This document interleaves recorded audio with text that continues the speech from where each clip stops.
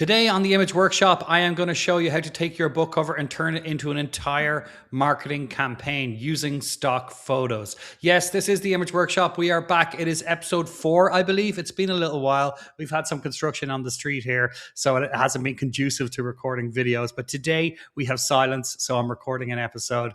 And in this episode, we're going to do something a little different because, as regular viewers know, usually I take your book covers and turn them into winning Facebook ads, into all sorts of promo images that an author might need. But today we're going to do something a little different, and I'm going to enjoy this because we're taking a cover that I created, one I created using stock photos, and we're going to show you how, first of all, how I built the cover using stock photos, and secondly, how I then turned that into an entire marketing campaign, an entire brand identity and an entire marketing campaign, one that encompasses not just the book and its launch and the pre-launch buzz and all of that, but also the entire launch of the trilogy, the reader magnet, the entire works, all from stock photos.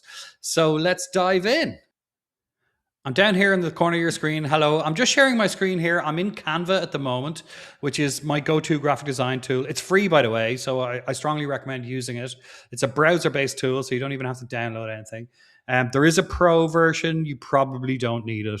I'll show you some of the pro features later because I'm a heavy user and I do like some of those features. But for most people, most purposes, free version is fine. And this is a cover I designed almost exactly 3 years ago. This is a made-up author. Well, technically, it's me, I guess, Kirk Jameson.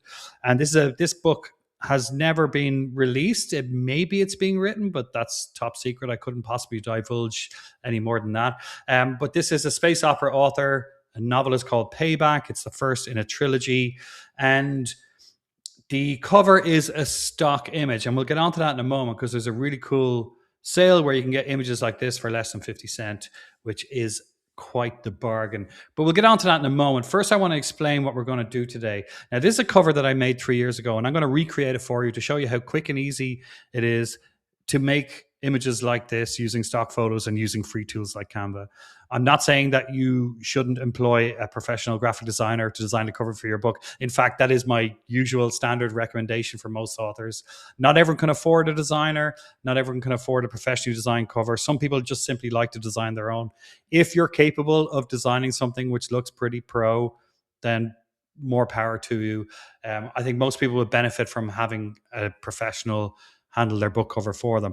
But I want to show you how to create an image like this, because that will help you also learn how to create your own promo images. And usually what we do in the Image Workshop is we take your professionally designed covers and then I turn them into Facebook ad images, newsletter headers, and all of that. Today, I'm going to show you the whole process from scratch. So we're going to go from stock photo to cover to Facebook ad to newsletter header to social media teaser to series page ad. We'll squeeze in as many different images as possible, and we'll start from this. Well, technically, if I can just switch over to Facebook here, this was the original stock image that I downloaded from DepositPhotos when they were doing their sale 3 years ago. And they're doing it again right now. We'll get back to that in a moment. And I downloaded this and for less than 50 cents and turned it into a book cover using Canva, which is free. And this was the book cover that came out of it. And then I span it into all sorts of different images. You can see a montage here of a variety of, I think, Facebook ads and BookBub ads and Facebook cover photos. And this was the reader magnet that I made using another stock photo by the same artist. In fact, I think I downloaded 4 from the same artist.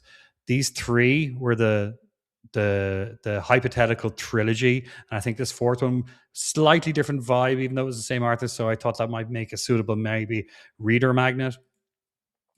And yeah, and I'm going to recreate all these images for you so that you can see how they were made and how you manipulate stock photos into things like book covers and into things like Facebook page header images and all sorts of stuff like that. And we'll go through it step by step on screen so that you can follow along and you can use your own book covers, your own stock photos to create all of these images for yourself, so you can create an entire consistent brand identity for yourself, and that you can then translate that into all sorts of ads and all sorts of marketing communications.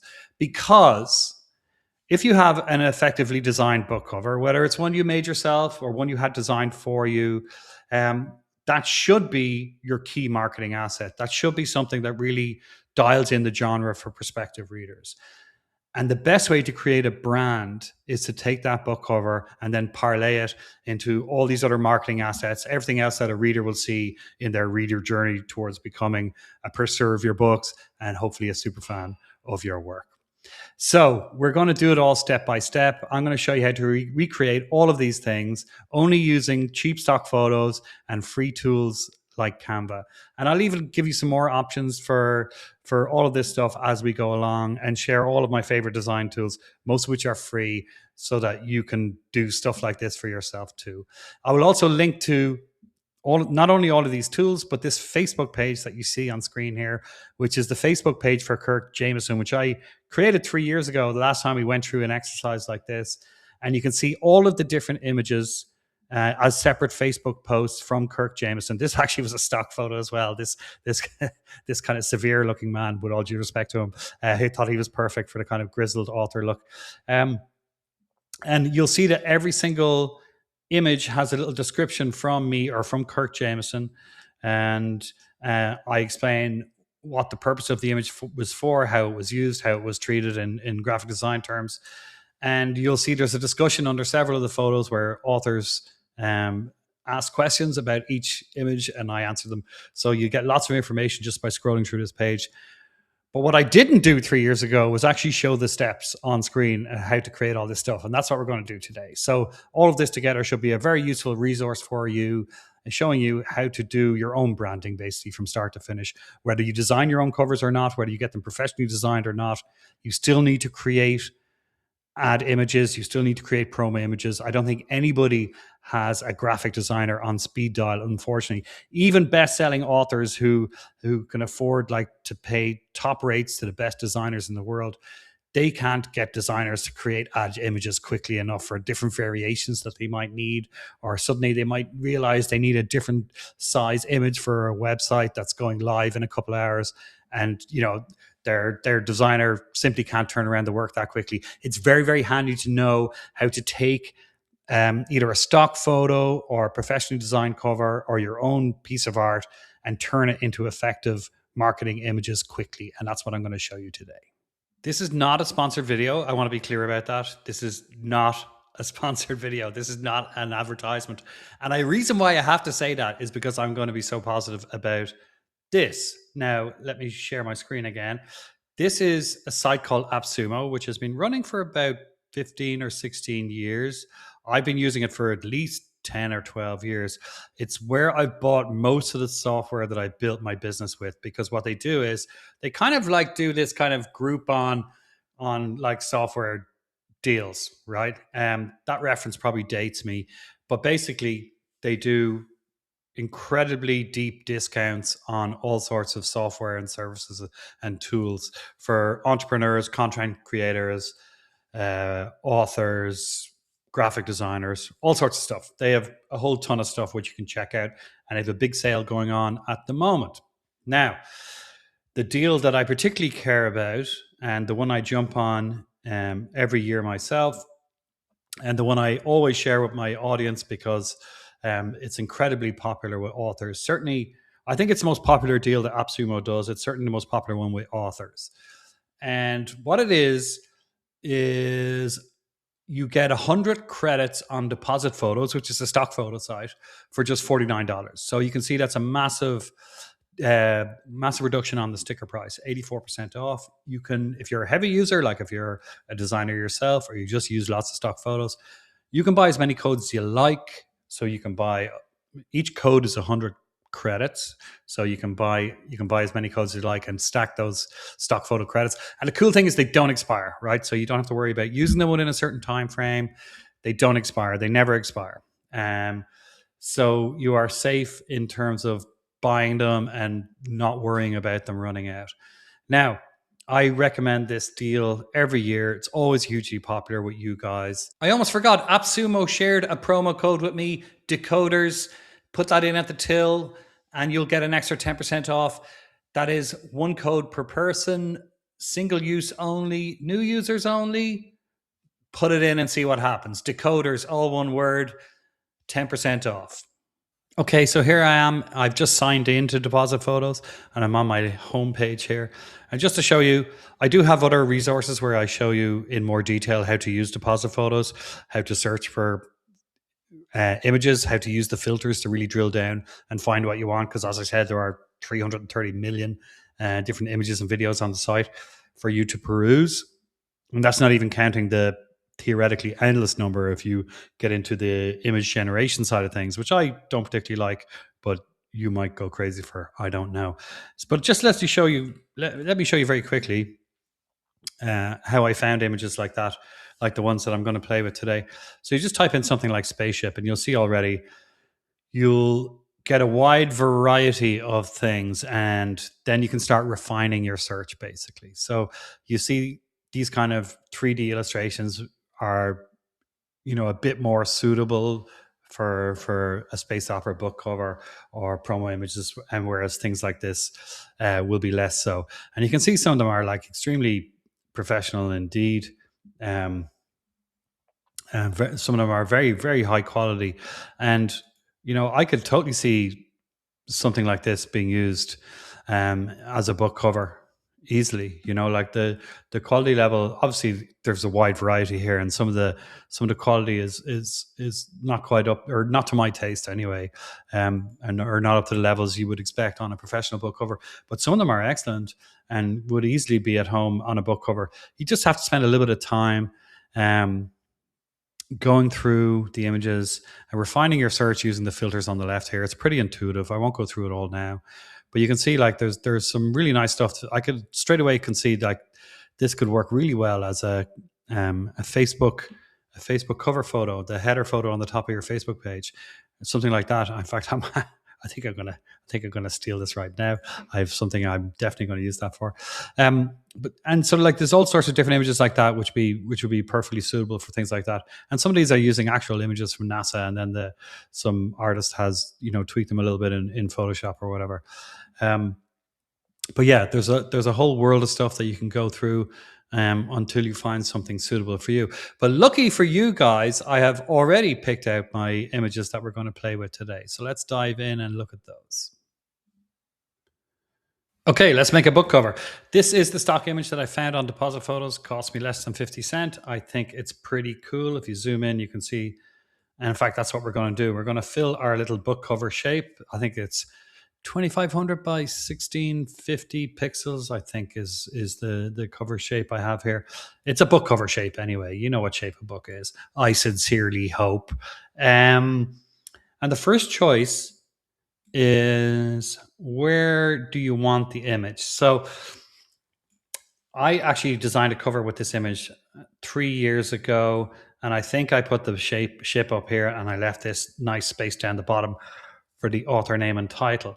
Now, I don't want to get too technical because I don't know all the words, but what I find with, especially with something like this type of image, you have two choices here, and we might use both approaches depending on the promo image.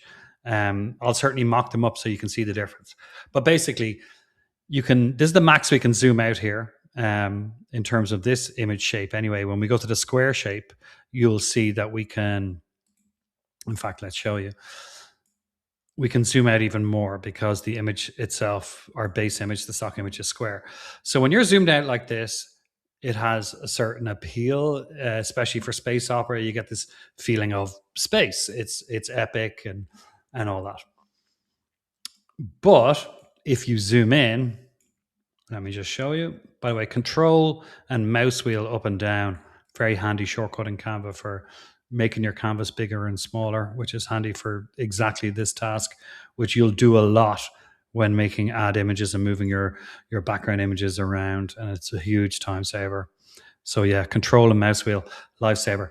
Now, if we zoom in, all of a sudden you get the visceral impact of that spaceship. It's like that close encounters of the third kind, you know, the spaceship flying overhead. And you really feel, so you've got a choice basically between doubling down on the scale of space or the scale of the ship. And for me, while I like the other image, the ship is the star here, right? So I think being able to, especially when you got a high quality illustration or image, you want to zoom in and let readers really enjoy it. So I think in a lot of our ad images, we're going to zoom in and give that more visceral up close image, rather than the zoomed out, where you get the sense of the scale of space maybe, but less so of the ship, because we're telling a story ultimately at a human level. We're not writing a nonfiction book about the history of space. We're going to be telling a story about characters and heroes and adventures and daring do. So let's zoom in and have the more visceral impact. Now, we don't have the same level of freedom with our tall rectangle here, but we can certainly zoom in more than you might think. We don't want to crop it, which means we don't want the image going off page. If at all, we can avoid it. So it's a trade-off really here. We don't want it too crowded, but I think somewhere around there is pretty good. And what I like to do now is lock it down. And by that, I mean you click the image, click the lock symbol here on this pop-up menu. And now the image is locked down, so I can't move it when I'm futzing around with the title and the author name and any effects I might want to put on the image and all that. I can't move it. And if I need to move it again, I just unlock it. All right. So now it's unlocked. I can move it again. And if I just undo, another button I use a lot. I wish my life had an undo button. We're going to keep this cover pretty simple. We're not going to do some of the kind of pro chefy touches like a real designer might do. I'm not a real designer, in case that wasn't clear already. We're just going to put in the author name and the book title. So the book is called Payback. And let us embiggen it. And we're going to choose a better font because that's Canva Sans, which is the default font, which is literally everywhere. And this is a nice kind of stylized font, but not too stylized. We're not writing historical romance or epic fantasy here. You want something kind of modern, but also something that catches the eye a bit. And I think, even though it kind of looks like a 70s rock band, I think it does have a kind of future kind of feel to it, at least to me anyway. And my stupid eyes. So I'm going to give that a little outline because, okay, let me reverse that. See, the background's quite light. And if we're using white text here, and I'm going to use black text for the author name, because I like when there's a contrast between the two. But the white text, this can look cool sometimes, but I really want it to kind of stand out. So I'm going to use an outline here and change that to black. So now you see how much that pops, which is cool. That's what we want. Maybe I will do some kerning here. So when you have a font like this, you want to stretch out the letters a little bit. That's known as kerning in the trade. I like to drop a jargon word in every so often to pretend I know what I'm talking about. We're just going to increase the size of this text box here so it doesn't spill onto the next line. And then click Advanced Settings and then Letter Spacing. And you sometimes have to mess around with it a little bit to get it to fit in. And now we'll just reduce it up here a little bit so that it's not too crowded and touching the edge. So there's a little bit more space between the letters. I kind of like these kind of pointy A's. I think that's kind of cool. Okay, so we'll add a text box here. Let's add a bigger text box. And so all we do is drag it down. I don't know what is up with my computer today. Okay, so we're going to put the author name in, which is Kirk Jameson, which may or may not be a real person who's actually writing books. I am not allowed to say any more at this moment. And we are going to change that to black. And we're going to change the font because, again, it's Canva Sans. So when you have a more stylized font like we're using for Payback here, which is Glacial Indifference, which is a name I'll never forget. The other one is, I wrote it down earlier, Barlow. Okay, so you can do like Baba New. Well, there's a few different ones which are kind of like less. Let me see. It might be in my recently used fonts. It's this one, Bebas New. So there's this kind of one. I use this a fair bit because it's just plain, and if you have a stylized font, then a kind of plainer one I think matches with it well. But I don't think these two necessarily go together well. So I found another one off camera because I'm cheating a tiny bit, and I don't want you to watch me paging through fonts for hours. Yeah, this one goes very well. I think Kirk Jameson. I'll tell you a funny story about when self-publishers started out. So I was there near enough to the start of like the ebook section of the self-publishing revolution, and traditional published authors got so mad at us because we would put like these big author names on the front because people were, I guess, just copying what looked successful. Like Stephen King would have these huge names on the front of his covers because he was the brand. He was the one of the handful of like really like household names in the 90s or in the early 2000s. And so self-publishers are like, well, I want to look like a best-selling novel, so I'm going to design one to look like a best-selling novel. So they would put the giant letters on the front of their name. And traditional published authors got so mad because they would have to fight via their agent with their publisher to make their name bigger and bigger as they got more and more successful. And it was like they were like measuring. Well, the old cliche is that they would go around measuring like if their name is getting bigger by the millimeter as a sign of their growing regard in their publishing house.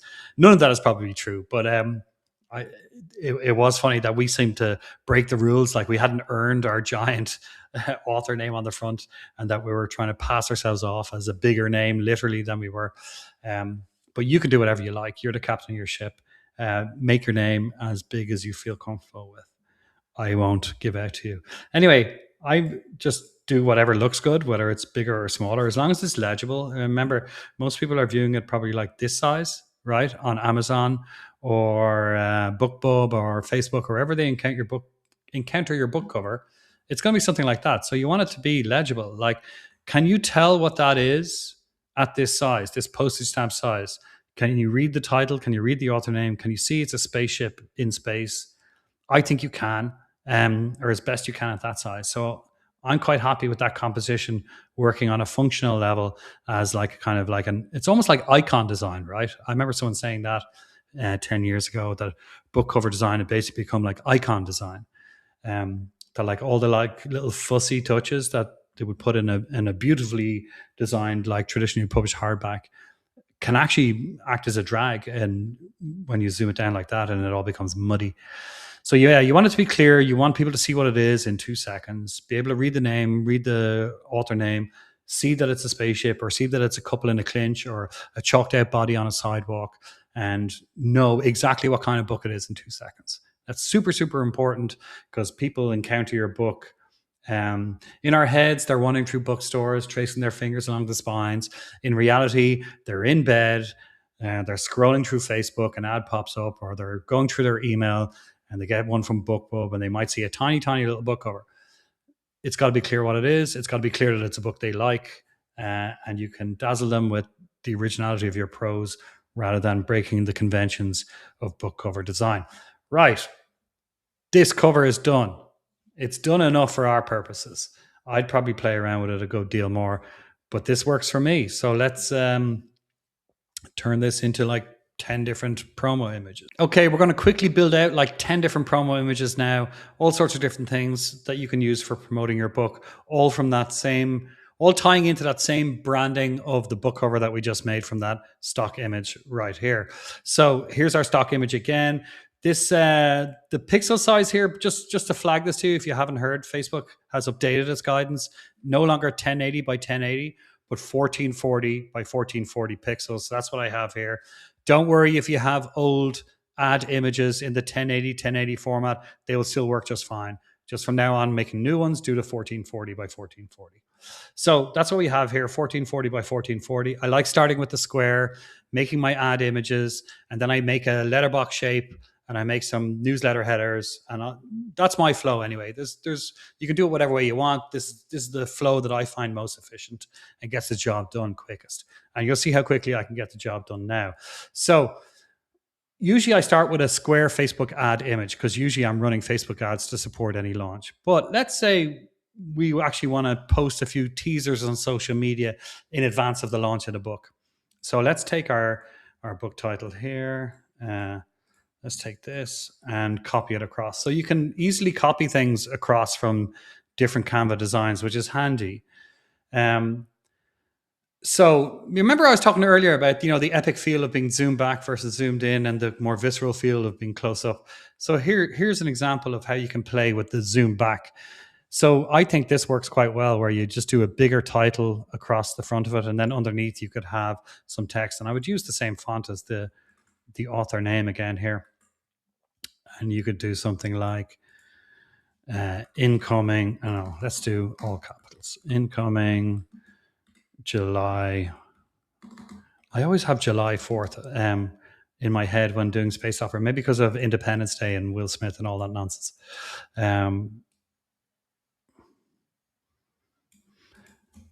Something like that is kind of cool. I might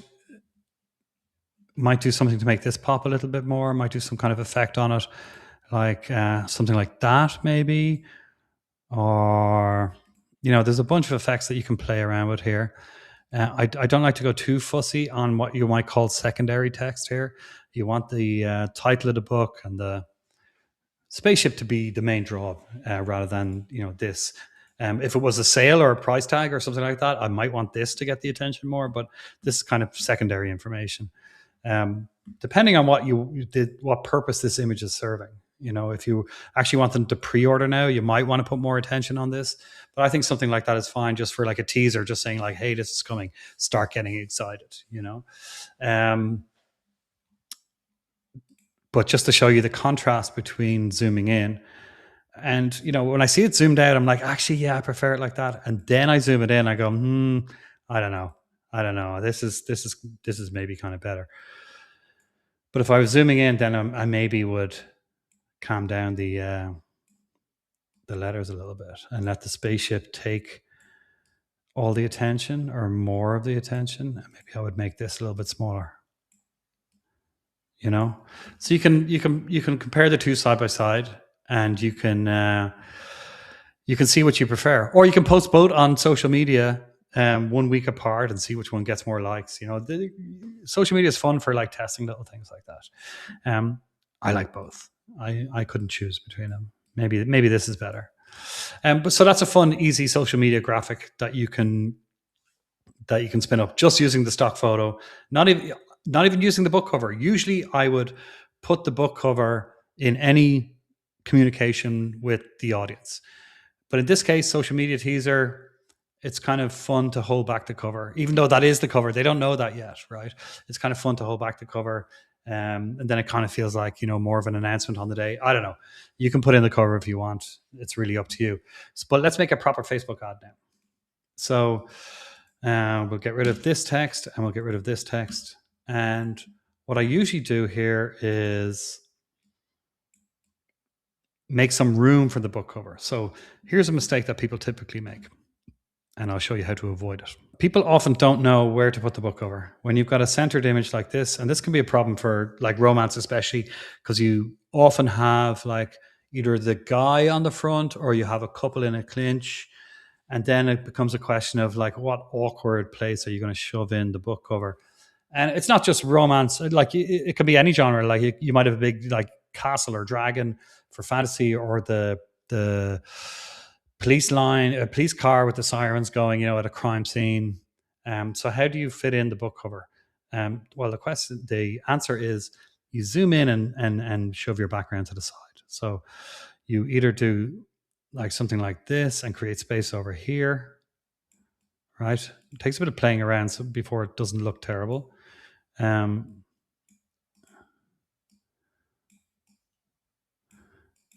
Something like this still looks a bit awkward. I would maybe then try the other side. Maybe that's looking a bit better. You got a bit more contrast over here, so the book cover isn't getting swallowed as much by that background. So I think that maybe looks a little bit better.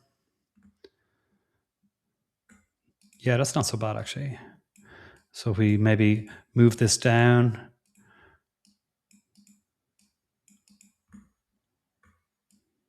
Okay. So if we move this down, then we're leaving space at the top here for either a price tag or some other bit of text to catch attention. But the first thing I want to do is to stop this book cover getting swallowed by the background so much. So I click on the cover, click on edit, and then a menu will pop up on the left here. Click on, see the shadows? And drop does this kind of realistic shadow as if there was like a sun here shining this way. You can see the shadows just on this side. I prefer going for glow, which does it on all sides. And it usually makes the cover a bit smaller, so I just make it bigger again, like that. And you can actually see this little dial here. Click on that, and you can increase the intensity. You see it just pops out a little bit more. And it gives this nice kind of 3D effect to the image, right? So now that cover grabs a bit more attention. And then it leaves a nice space here for us to put in a price tag, or you've room for a review quote or anything else that you might like. So usually I just start with a square again, and then just change it into a little kind of billboard, I guess. And if I was running a sale, I would put the price in here, especially if it was really cheap, like 99 cents or something. I would shout about it here. And usually I do it either fire engine red, so something like that, with white text on it. So let me just show you.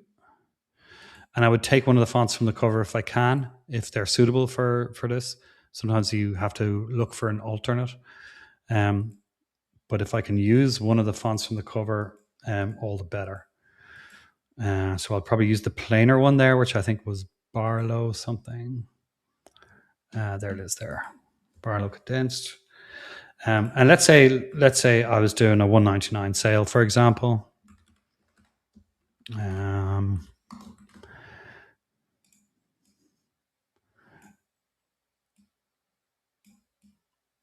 I would do something like this, where we have white text, red background is my go-to.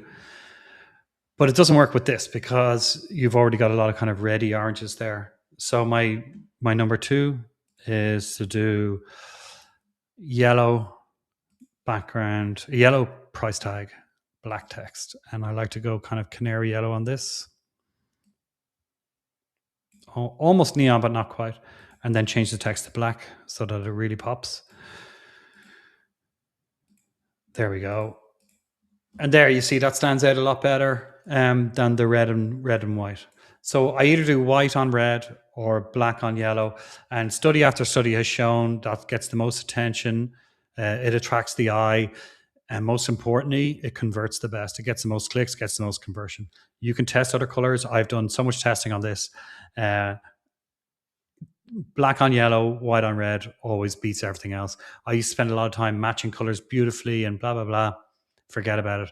The obnoxious, almost neon yellow and the fire engine danger red, that's what attracts the eye for all sorts of evolutionary reasons. Anyway, we're not doing a sale. We're doing a new release. So I only ever put like 2 or 3 different things in these kind of price tags in my ads. I either do free, the price, the word sale. If I'm doing like, a series sale and it's too complicated to put in all the prices, I'll just use a big sale like that. Like the whole series is on sale, come get it. Or in this case, I'll do new. Maybe I'll spell it right. I'll do new. So in all my testing, if I put in some, because I might be launching this book at $4.99. If I put $4.99 in there, it gets a more muted response. It's just not something that is as attractive as new. So my big theory of human behavior is that people like free things the most. They like cheap things next, and they like new things after that.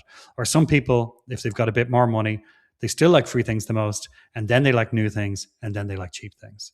And everything else is a distant fourth. So I do one of those things. Cheap price if it's discounted, free if it's free, new if it's new. And then sale is my backup in other situations. Okay, so I think that looks pretty good. So I would run this ad. I would certainly test it. I might tweak it, but I would run that. But just show you an alternate, right? So I don't want to mess with this ad. So what I do here is I go up to File. Let's do Make a Copy. And now I've got the same elements and I can still move them around and all that, right? So if I download that ad and then upload it, I won't be able to move around the elements. It'll be locked down. It'll be baked in. But this, I can manipulate this. So let's say I wanted to just test an alternate, right? Let's zoom out a bit. So that's Control mouse wheel. That's the handy zoom in and out. Change the composition. Okay, so I have this article on my website called 12 Free Design Tools for Authors, and they're all free design tools. And in fact, there's 12 of them. And they all do different things like remove backgrounds, match colors, pick colors out of images. So if there's a cover you really like and you want to know what that shade of blue is, you upload it here and it'll tell you the code. You can put it into Canva. Super easy. TinEye, best reverse image search there, better than Google. PSD converter, if you get sent files from your designer, you want to crack them open, take out one layer, super handy. All sorts of handy tools like that. But the one I want to show you here is 3D Cover Creator. There are a lot of these on the internet. I hate most of them. This one I like. I don't like all of the presets here, but I do like some of them. I like the Kindle one. I like the phone one. I use this tablet one sometimes when I want something pointing that way. And then when I want to put something pointing the other way, I tend to go for this hardback book.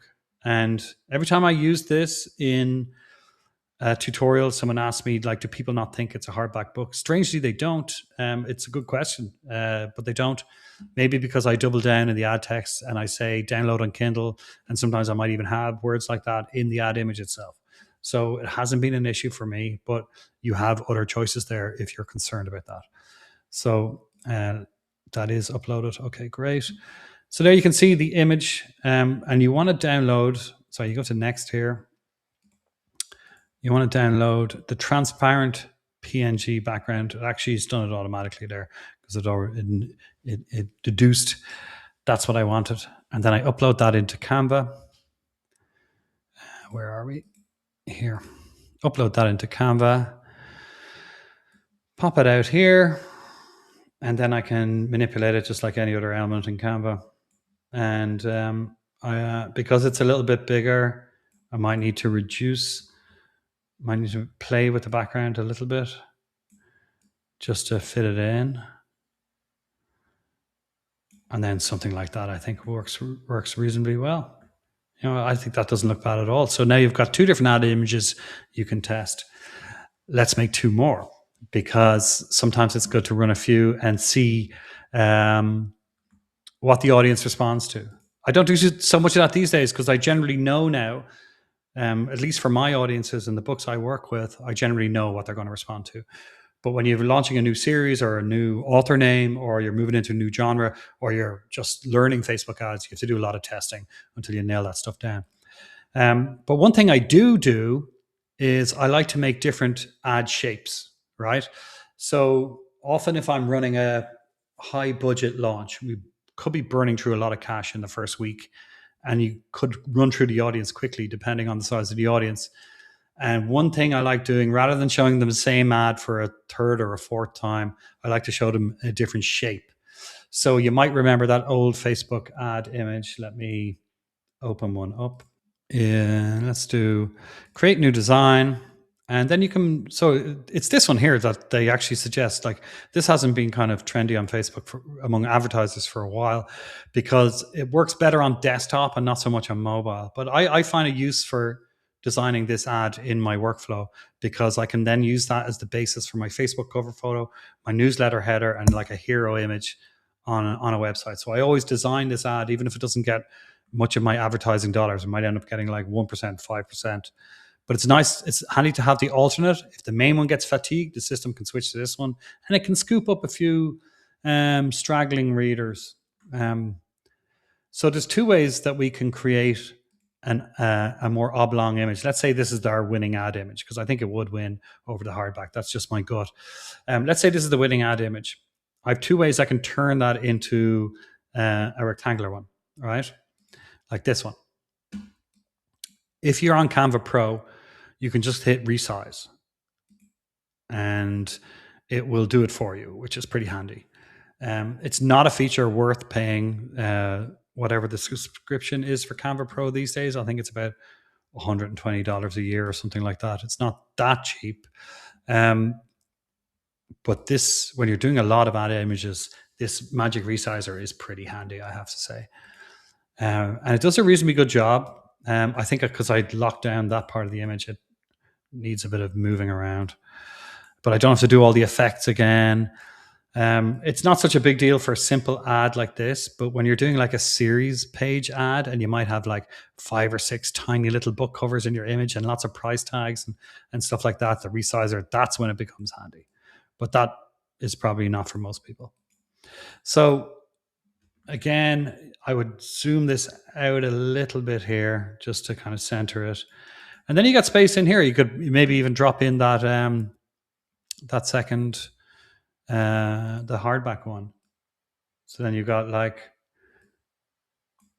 then you're kind of pushing the print edition and the ebook. You know, you could change that to a tablet one or a phone one and have the hardback here. That's kind of cool. I like that. You know, I would have a use for that. I would certainly test it. The other option is to do it if you don't have Canva Pro, which would be described most of you. You just build the ad from scratch again, but there's quick ways of doing it. I'll show you that now. So first you take your stock photo. You can basically the trick is copy everything across from your other ad. So there's your stock photo, copy it, Control C, put it in here, Control V, and then just stretch it out as you want it. That's pretty good, but I might want to move it over to the side a little bit. So I'm just going to zoom in. Sorry, let me do that properly. Zoom in a little more. Maybe even a little more. You can always kind of squeeze out a little bit more, and then you're just getting like an even more dramatic image, in my opinion. Now I don't need anything to fill in here. You've noticed that because I've kind of killed that space now. I just need to put in the book, which again I can copy across. But I don't think it copies the settings. Oh, it did. Look at that. So you don't even need the resize. Look, you can do it in a few seconds yourself. So this, right? If you carefully select these two things, you're selecting the text and the tag, you can group them together. And now you just move it as one or copy it as one into your new image. So that's quite handy. Now the sizes will be a bit all over the place because you're going into a different image size. But I think that's pretty handy. So now you've got 3 different Facebook ads and a book cover. Let's do one last Facebook ad, and then we will switch to a newsletter header. Okay, so as I might have mentioned already, Facebook has a new ad image format, which is, I call it the tall boy. It's 1440 by 1800. So there we go. It's remembered from when I was making it for myself recently. So we're resizing into that. Always do copy and if you do have Canva Pro or you're testing it out, always do copy and resize. Don't resize the design or you lose your old design. And I've done that too many times, which is probably why they started highlighting that button. And then you click open, it opens the new design. It just copies it, changes the size. And look, it's done a pretty reasonable job. So it is a bit of a time saver if you do a lot of ad image manipulation like me. It's definitely worth it for me, but it's not necessary. You don't need to buy it. The free version does a great job. So there we go. Because it's a little bit taller, you might feel like there's a little bit too much space underneath, but now you got loads of room to put in like a totally real and not made up quote from the New York Times or from one of your reader reviews. Or if you're doing a series ad, now you got room to highlight the free book 1 and show books 2, 3, and 4 down there. Or if you don't have any of that stuff, let's say you've no review quotes left yet, because it's just about to drop, no one's reviewed it yet. So you have all this space, and you can maybe just change your design a little bit. So you can ungroup that.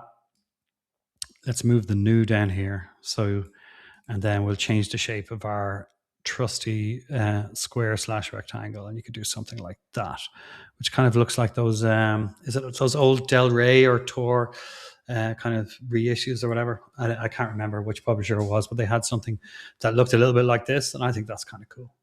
So there we go. We got 4 different Facebook ad images, and the square ones, the original 2, the 1440s, they can be used on social media as well, on Facebook and Insta. So that's 6 graphics. And our 2 social media teasers that we did at the start also can be used on Facebook and Insta. So that's 10 different promo graphics from 1 stock photo, 1 book cover, which we also designed. Jesus, we're doing well today. And we've only just begun. Now I'm going to show you how to make newsletter header. So we go back to our rectangle. This is one of the reasons why I do the rectangle image, because this is the basis for Facebook cover. That's your Facebook page header image, your newsletter header image, and also this shape is more suitable for websites. So basically desktop computer screen shape. So I will do the magic resize here just so you don't have to watch me moving elements around.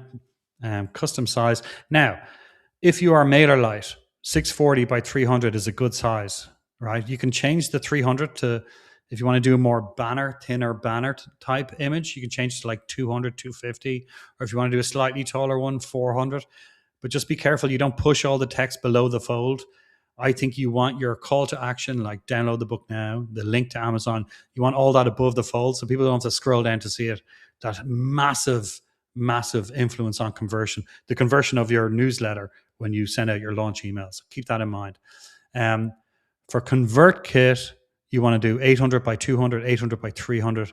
It's a wider pixels recommended for their system. Otherwise, their system will manipulate it and maybe could introduce some blurriness or fuzziness. I get better results from doing like 800 by 300, 800 by 200 for ConvertKit. I can't speak to other providers. They're the two I use and recommend. Check with your service. They might have a slightly different recommended image size. And I do recommend going with the size that they say, but just look for that letterbox shape. Big mistake people make is they take something like their 1200 by 628, which is this, and they put that in their newsletter and it looks good in the preview screen. What they don't realize is the image is twice as big as it needs to be, and that will affect your deliverability, which means your precious launch email will end up dropping into promotions or maybe even spam, and you don't want that. Now, let's pretend we're on MailerLite. So we're going to copy and resize this to 640 by 300, and I think it'll do a reasonable job. Sometimes it's a bit hit and miss, but I think it's going to be close enough size-wise. It's always exciting. There we go. It did a decent job. It does look good zoomed in. Right, so all we got to do is a little bit of moving around here, and then we're almost done. Look at that. And then if you have to build that manually yourself, you just open up the 640 by 300 and then just copy it across from the other one. Control-C, Control-V on a PC anyway. And there you go. There's your newsletter header. That only took seconds. And next thing is the hardest one, and that's why I left it to last, is the Facebook cover design. The Facebook, they keep changing the name of this, and it's the worst. Facebook cover photo, which is the Facebook page header image. Facebook cover photo is the official name. I call it the Facebook page header image because that makes more sense. But what do I know? I'm not a billionaire. Okay, the Facebook cover photo is tricky. And the reason why is because computers are shaped differently to phones, right? And when you look at your Facebook page on a phone, the system squishes things in. This is highly technical. Squishes things in to make it look good. And then on a desktop, it stretches them out to make it look good. Well, actually, it crops it. It crops the top or it crops the side, depending on whether you're looking on desktop or mobile. And most people don't know this, and they upload a beautifully designed image, and then it gets, cropped like that or cropped like that. And you miss half. The book cover gets sliced in half, or someone's face gets lobbed off. And it's not pretty. So I'm going to show you a way to design one that doesn't look terrible. Right. So first of all, we need to do the right size. And there's a lot of conflicting information out there, which hopefully I'm not going to add to today. 820 by 360, I'm almost certain is the right size. At the time of recording this video, Facebook does change it every so often just to keep us on our toes. 820 by 360. You will see information out there saying different designs and they will kind of work. I think this works best, and I'll show you why right now.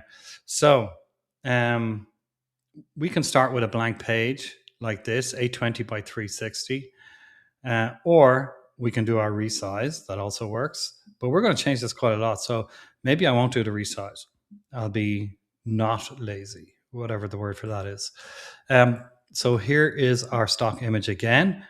because this is what branding is. It's basically carrying elements across different designs so they all kind of tie together. And the elements are, one of the main elements we're carrying across, obviously, is this stock photo and this spaceship and this palette, which is all built into this image quite handily. And one of the other elements is the consistency in the fonts and the placement and the treatment and the kerning of same. So this is the shape of a Facebook cover photo. However, this shape doesn't get displayed anywhere on Facebook, no matter what device you're using. This is the shape you see when you upload it, but nobody sees this shape. And let me explain what I mean. So there's a handy little template, which I found online,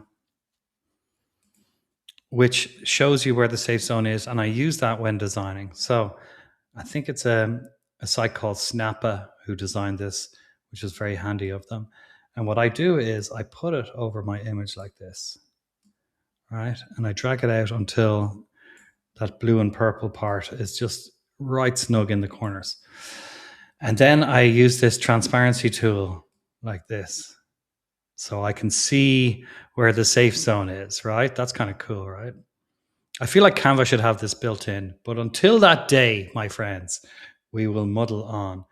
So you see here, this is blue zone is only visible on desktop. And this zone is only visible on mobile. So you're going to get cropped. So basically anything important, keep it inside this rectangle, and the background can be just spacey bits or whatever. Doesn't matter. So what I need to do clearly here is make the spaceship smaller. And if I'm keeping the cover, and I may not, we got to move it in. So let's move this template to the back just so I can actually see what I'm doing. So now I need to make the spaceship smaller. So how do I do that?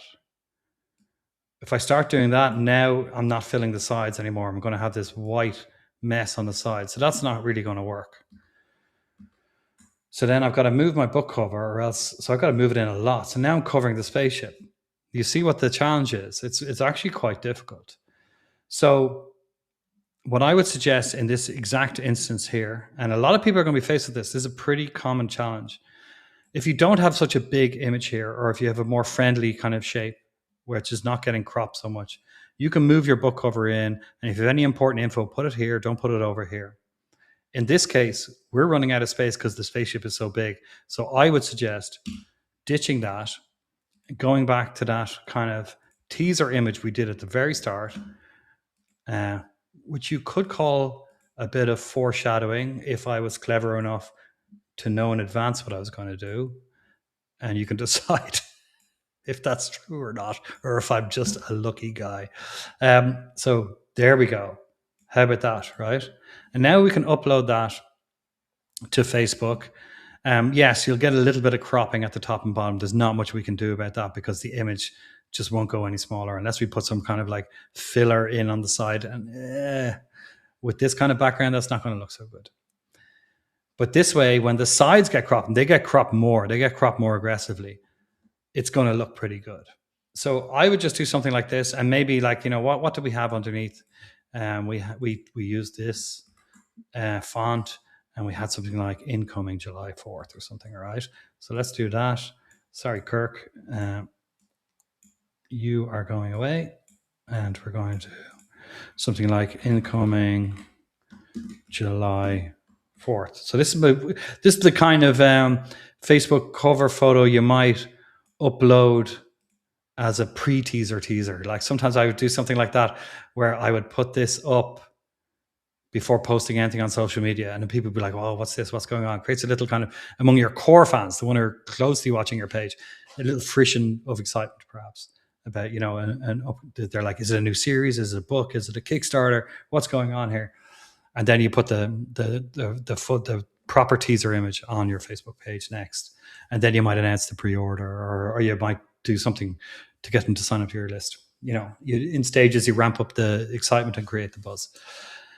Anyway, that's our final graphic out of this cover, but we're going to write more than one book, right?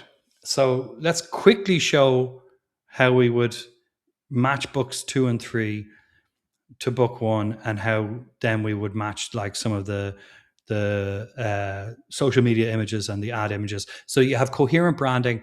Not You can see now we have coherent branding across all of the social media images that we've created. This was the cover.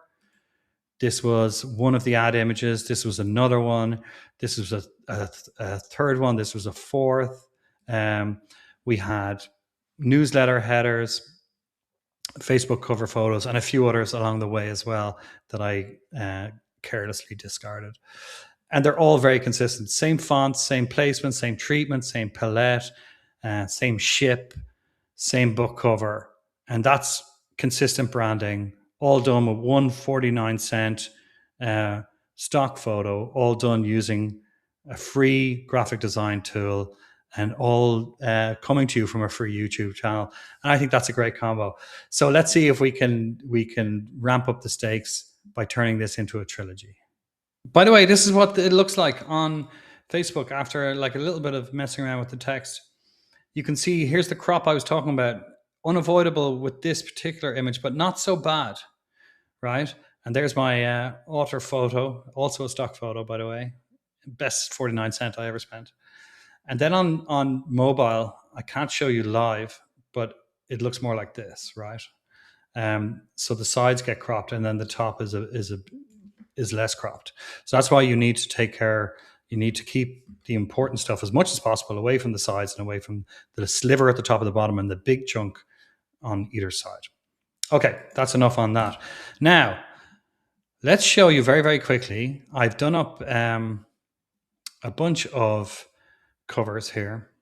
So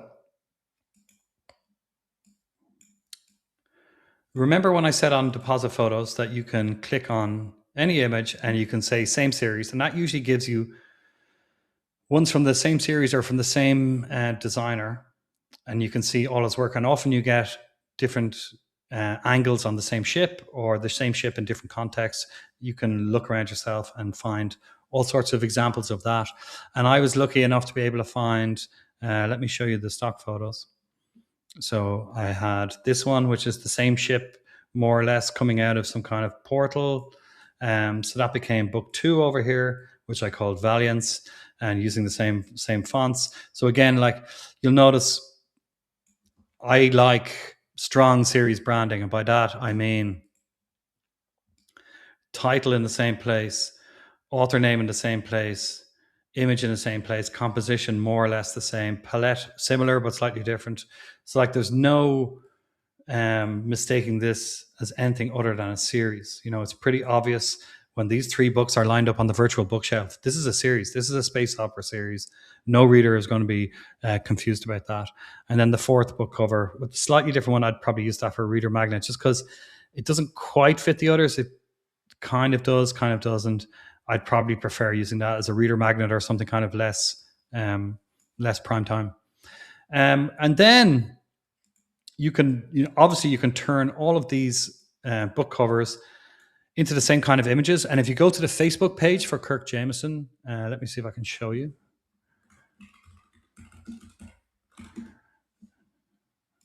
Kirk Jameson, he does actually exist on Facebook. There he is, 122 followers. Wow, he's really taken off. Maybe I should release those books. Okay, so here's his Facebook page, and you can see I've posted all of these images with a little explanation and all the like pixel sizes and explained what each how each image came together and how you use it and where you use it. So there's a lot of information on the Facebook page, and I think it's useful.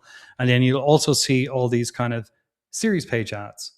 And I want to show you how I construct one of those at least before we wrap things up and I get a glass of badly needed water. Okay, so making a series page ad. We're going to do a whole episode of the Image Workshop on series page ads because they are, if you get them right, they are money printers, and they are my favorite ads to run on Facebook. But the real challenge with them is the design, because it gets very tricky the more books you have. But I've been able to do them with like 10, 12 books. So a trilogy should be a walk in the park. Let's see now. So Canva does all these little clever things. Like you see the little numbers popping up there. It's showing you, I think that's probably pixels in between. And like if that's slightly off, it just doesn't look right. It doesn't look pro, right? So always try and have that kind of consistency where the covers are equally spaced apart. And once you've done that and they're all lined up, you'll see these little lines appear, like the little purple lines there. It's showing you that that's lined up.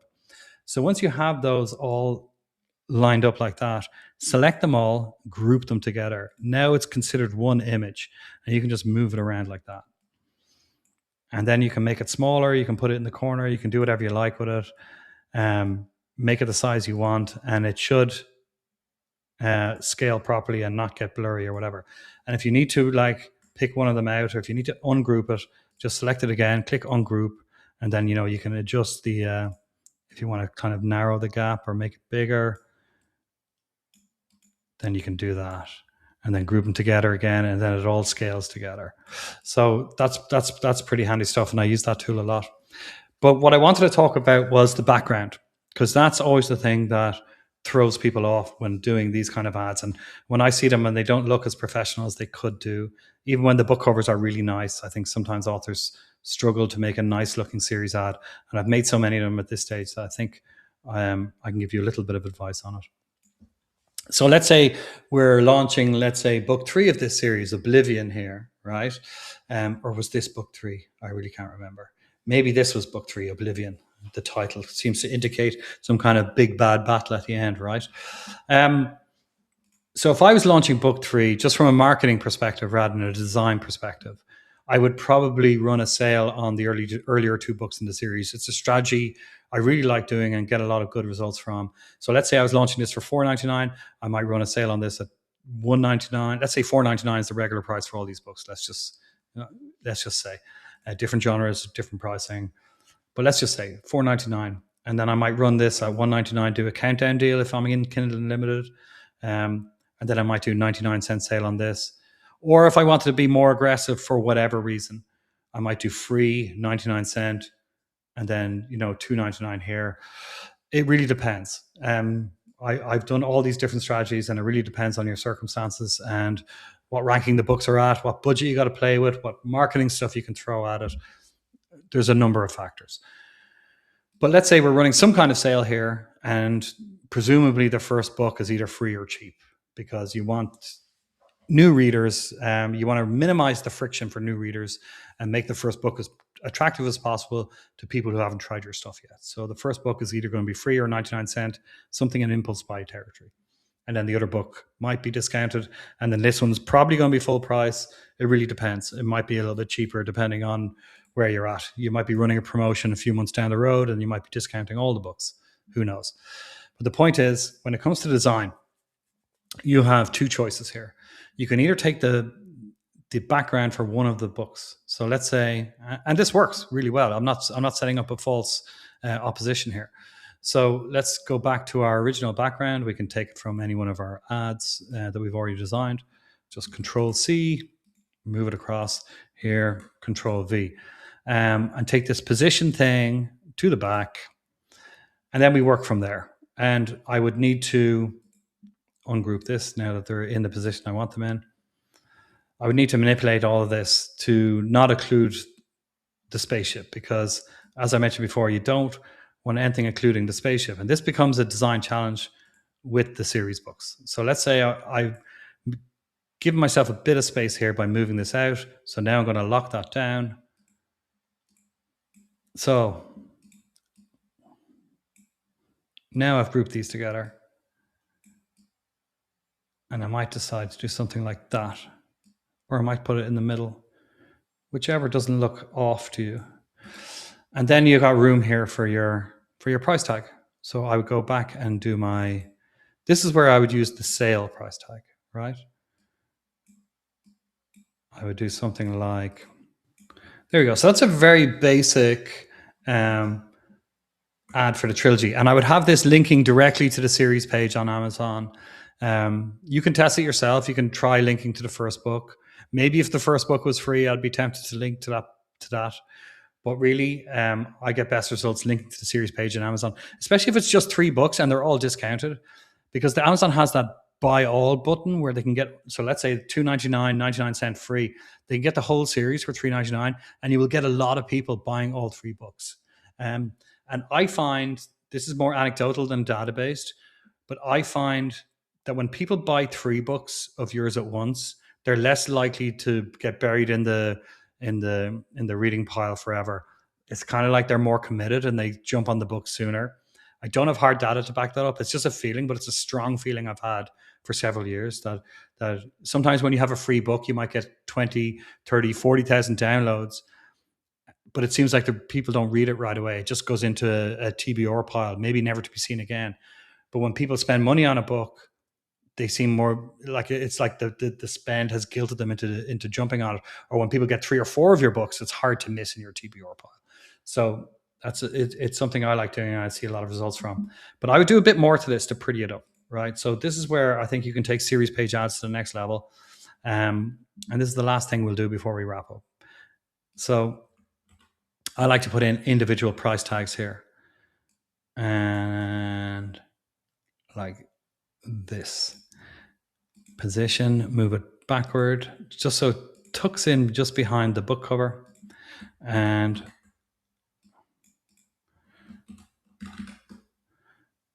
really want to emphasize if this is free or 99 cents, we really want to emphasize that. So I would do something like that. And then I would copy that and do the price tag here on all of them. And I think it really emphasizes that you got this great deal going on. And I find when I go this extra mile and I put in all the price tags, and I see a really surprising amount of people buying all the books at once on the series page. And you will literally see the rankings on Amazon, the books all moving up together. And when you're doing it with 6, 7 books, it's really, really obvious that people are buying all the books at once because all the ranks are within a dozen of each other. And it's a beautiful thing to see. And that actually, and then for when new readers are coming, looking at Amazon, browsing around the charts, and they see 6 or 7 books from the same series, all beside each other in the charts, it's like the most powerful social proof that you can imagine. So yeah, we've now taken, hold on a second, let me group these guys together again. And this is handy when you've got all these price tags. And you don't want to include that. See, yeah, you want the price tags to be visible at the smaller size. You don't want to include that spaceship. So I think that looks pretty good, but I would just put in our shadows again here because you don't want these covers getting lost in the background. So just be careful. You see that when you put in the shadow, it does make the book cover smaller. So you might or might not want to adjust it afterwards. So I really should have done the shadow before making the price tags. Now the price tags are a little bit too big, but that's an easy fix. And there you go. You have not just one book cover and 11 promo images with it. You have now an entire trilogy and series page ads designed for it. And the same principles can be applied to each of these books for each of the launches. You can go through all the different images that I made, the teaser images, the Facebook ad images, the newsletter header, the Facebook letterbox images, by the way, which are great for website, that 1200 by 628, perfect for the top of like a blog post announcing your new release or whatever. And yeah, the other option, last thing, the other option here, and this is a situation you often run into. If one of the book covers doesn't look good in the background, or if you want to differentiate it from your previous promo images, this is where stock photos become very, very handy. So I pulled out a load of stock photos from DepositPhotos again. And I just typed in something like space, or you can type in like NASA images or whatever, and you get tons of cool space backgrounds, or like this one that I pulled out earlier. So this is where like a generic kind of background can work really, really, really well, especially when you've got lots of book covers and you don't want something too busy or too stand out. You actually want the attention to be on all the individual books and deals. you can do something like that. But obviously, if you don't have the spaceship, what I would recommend doing now is making these guys bigger and making the deals really making the sorry, let me get rid of that for a second. You want to make the deals the star here. Okay, let's try that again. Okay, here we go. So if you really want to emphasize the deal, so well, I call this kind of like a price forward image or a deal forward image, and this is very, very handy when you're pushing the ad out to very, very new readers or a very broad audience, like the kind of audiences that Facebook increasingly wants us to use. Focusing on price. Well, I find like, different approaches get you different tranches of your audience. Like some people are more price sensitive. Some people want to be moved more by the image and be thinking more about the plot and the characters and the sense of adventure. So different ad images can work on different people. So I don't think it's always a case of trying different images and picking the winner and putting all your money behind that. Sometimes I like to run different images and I feel like I'm hitting different segments of the audience and bringing in like a broader range of sales by having different images which appeal to different people. So there you go. That was also a stock photo on DepositPhotos. That deal runs until I think July 3rd or July 4th, and it's available here on AppSumo. I will put a link in the description. And if you use my code DECODERS, you get a deal.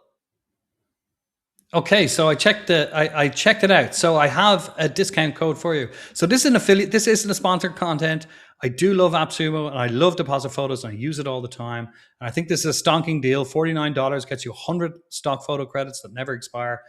Plus, if you use my code DECODERS, then you get an extra 10% off. Now, that is valid for one use per user and new users only. They're the terms that AppSumo set.